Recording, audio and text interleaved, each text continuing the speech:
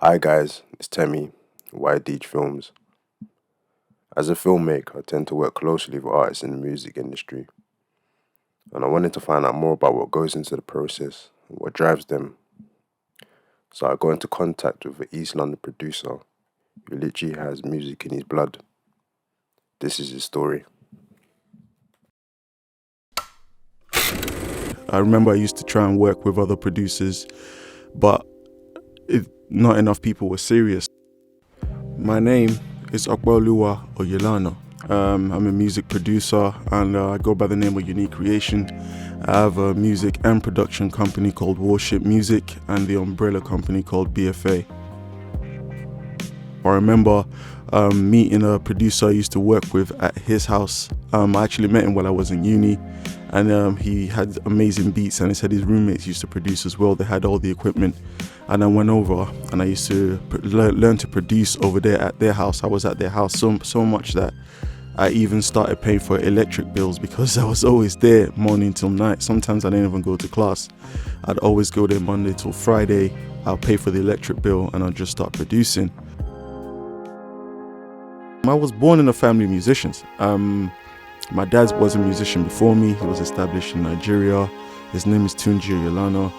And I come from a family of actors, singers, producers, musicians, all sorts, instrumentalists.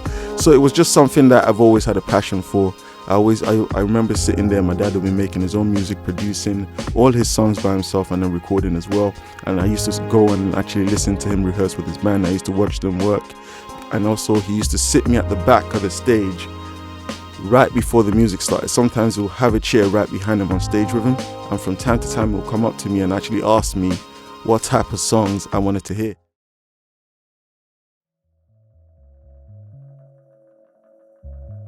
The toughest moment it was a hard lesson. It was actually when I recorded a whole album, but the masters weren't mine. And I remember talking to this guy saying, can I have my masters, because I really wanted to put this out. And I'll never forget going to Brixton. And I went early in the morning, bro. This was when Brixton was mad. I got there early. There's this like long dreadlock yardie man, shirt open, screaming at everyone with a stick. There was a guy fighting a bus driver. All sorts of things were happening. And I'm waiting for this guy to come give me my masters to take me to where we can get it. And I was there for the whole day, all the way to the evening. This guy never came. He never came. And only to find out through someone else that he didn't come because he was with a girl. And I never got my masters, which means I couldn't release it, I couldn't sell it, I couldn't do anything with it. So for me, writing all the lyrics, putting time into the production, all those things was a very painful lesson of, I have an album out there that'll never come out because somebody else won't give me what's mine. So it was a painful lesson, but it was a hard one to learn. And from then on, the way I've structured everything that I do to the company, all that was a lesson from there. What I tell my younger self is to focus on yourself more in the early days. Focus on yourself more in the early days. Just learn how to produce, learn how to write. Don't stick to one thing.